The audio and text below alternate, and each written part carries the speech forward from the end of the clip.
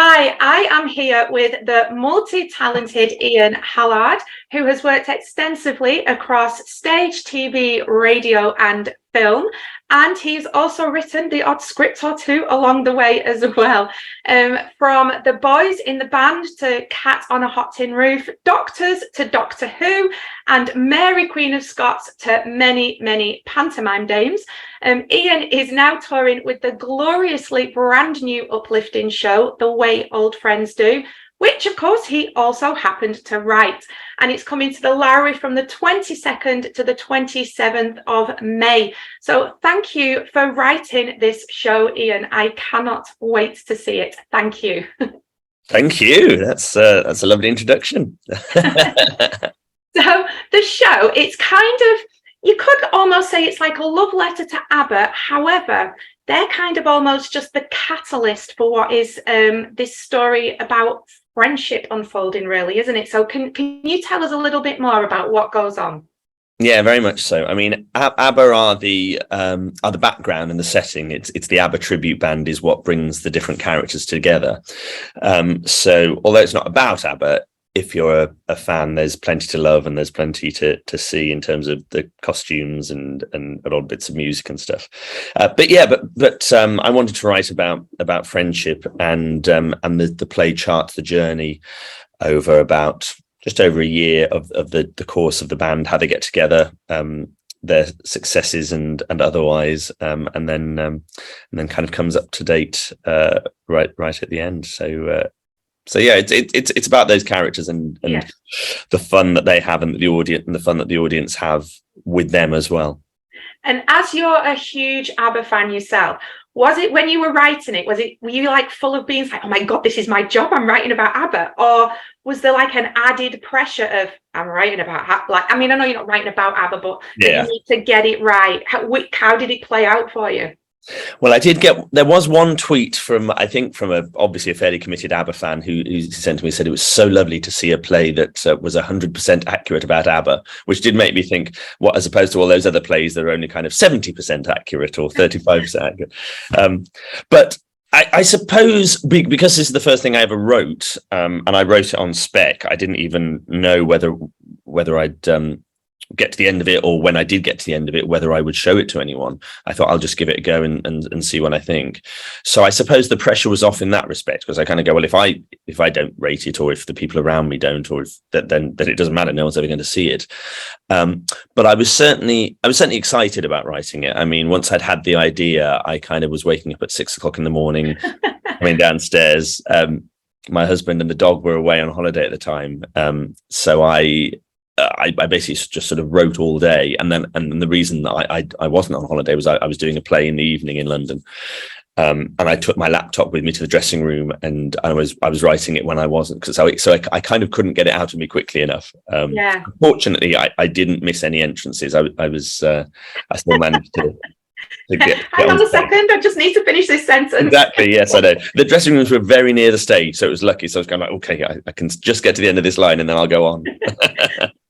And obviously, as you've written it, when you were writing, did you play the character of Peter? So did you always know that was you, that was your part? And I guess as well, when you were writing it, did you ever kind of have anyone in mind, or did you know that part was for you? And also, what can you tell us about Peter?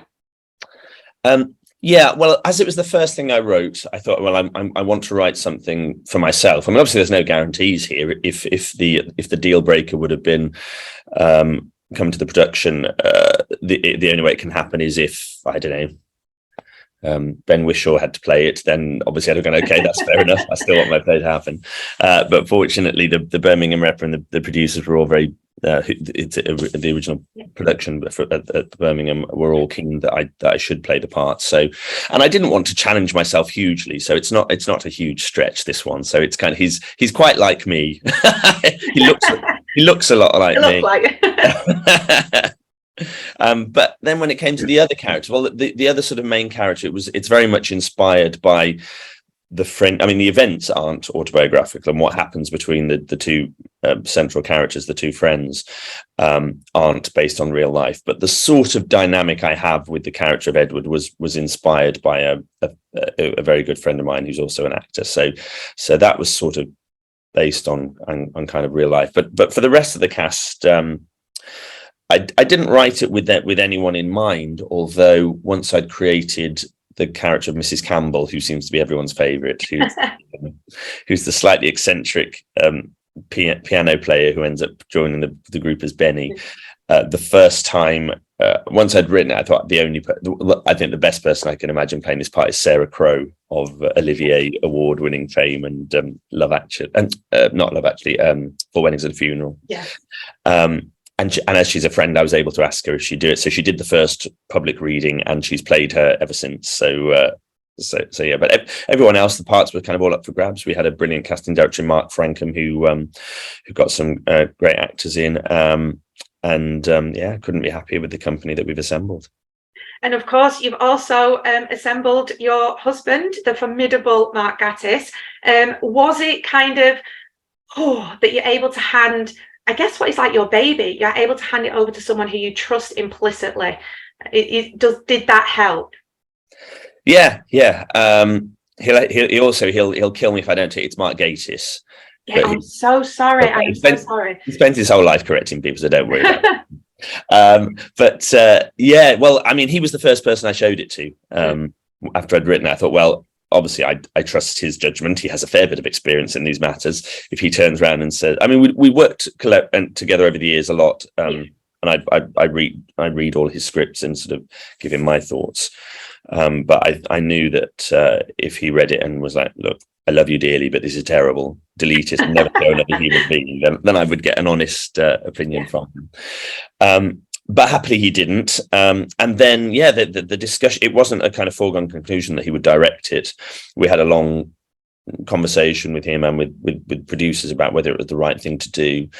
But I think, as you say, because it is my baby and because I feel so, more so than anything else I've ever written, it was the one that is most intimately me. It meant that I could kind of hand it over to him and trust him and his judgment to guide it from page to stage. So no, it's been a very, very happy collaborative experience. And he's kind of described the play as symbolic of ABBA, really, hasn't he? With it's kind of shiny on the outside, on the surface, but then you've got all of this melancholy kind of going on underneath. And I guess that feeds into the backstage drama that goes on with the tribute band within the play. So can you give us a little bit more detail on like some of the things what goes on, the gossip of the play?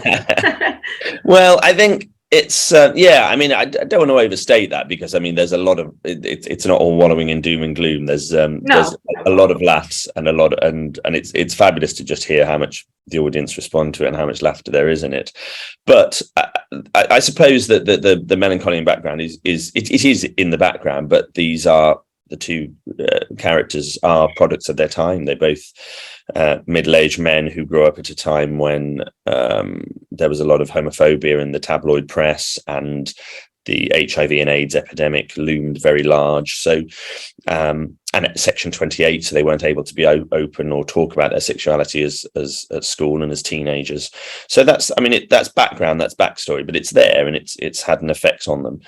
And particularly Edward, who's played by James Bradshaw, he's got quite a lot of demons. He's rather too fond of alcohol, and his marriage isn't necessarily in the place that he wants it would be, which leads him into some slightly self-destructive behavior. So that's this kind of darker side of it. And of course, I mean, I don't think it's too much of a spoiler. The play's title is inspired by an ABBA song, yes. And the lyrics are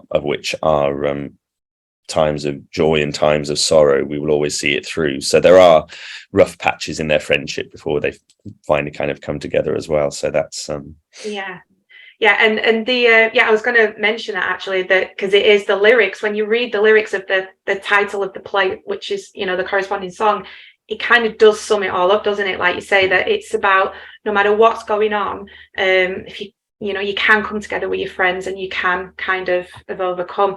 And I think the way that the love of the modern twist on this as well is it is a tribute band, but it's gender reversed. So you've got drag queens, drag kings, and it's all shifted. And has it been fun to kind of to do that element? Because obviously, you know, you've done Dames before, which is not the same as this. Has it been fun to really kind of explore that element as well? Yeah, I mean, it's great. I mean, I know a lot of actors complain about having to dress up. I'm never going to be one of those actors. I love it. And also, but also, I mean, like my panto dame, when the panto I did last year actually had another member of the cast who is a professional panto dame, and of course they spend like 2-3 hours getting their makeup absolutely perfect, contoured and everything, and I slap mine on in 10 minutes just before the show starts. And the play is a bit like this. I've kind of likened it to sort of stepping out of the full Monty, that sort of the bunch of plucky amateurs coming together to do something before. They've never done drag before. It's just one of them has the daft idea to do it. So it's very much on the amateur side of things, and also again, because we don't have time, I have to get into full drag makeup in the sort of 10-minute break in the interval. So yeah, we're not talking RuPaul's Drag Race levels of finesse here, but it does. I mean, it is fun because you get to wear the costumes, and I ended up the other week I was in Cheltenham on the tour, and it turned out it was Cheltenham Pride that day, and they asked us if we joined the parade, so I ended up getting into my blue and yet a Eurovision costume and wig and going down and walking along in the parade. And at Eurovision as well, all around. I know exactly. It was just a complete coincidence. Yeah. But yeah, but certainly that the first day and the first time that we had the wigs and the beards in the rehearsal, we couldn't do anything for like half an hour because we just kept laughing. And I think in a weird way, well, I don't know. I think you'd have to ask the audience which looks most hilarious or ridiculous, but I think in a way the girls being dressed as the men is almost funnier.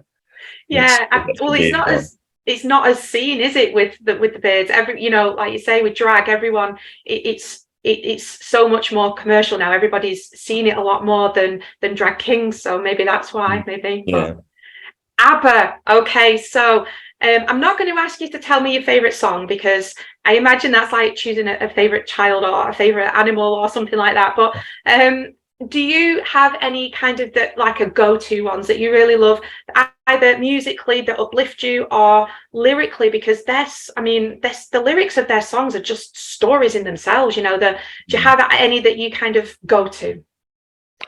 I really love their later stuff. I mean, I love all of it, obviously, but the album I listen to most is The Visitors, which was their last album in 1981. So it's kind of the darker one when things were not going well between them. And that's got some stunning tracks. It's the one that's got One of Us and Slipping Through My Fingers from Mamma Mia, both on that one. I mean, I suppose the ones that the songs that I've been listening to most in the last couple of years are the new ones, because obviously suddenly having this sort of wealth of new material and a whole new album to listen to. So Don't Shut Me Down, which I think is my favorite of the new songs that have come out. But you're right about the lyric. I think that the lyrics, I think that obviously they got more sophisticated as they went on, but even, I mean, I always cite Mamma Mia actually which obviously was an early song. That was 1975. They wrote that, and for everyone who kind of dismisses them as being this kind of light pop, frothy pop group, you actually the first verse of Mamma Mia, I've been cheated by you since I don't know when, so I made up my mind it was come to an end. Look at me now, will I ever learn? It's like that's despair if it's not sung to a poppy an upbeat pop tune with happy faces. They're incredible. Like you say, that they've got all of this, but then it's all like, it's done to catch, not all of them, but some are done to catchy rhythms. But when you actually stop and look at the lyrics, it's incredible. And music is in the show, but it isn't a musical. So how is the music interwoven into your show the way All Friends do?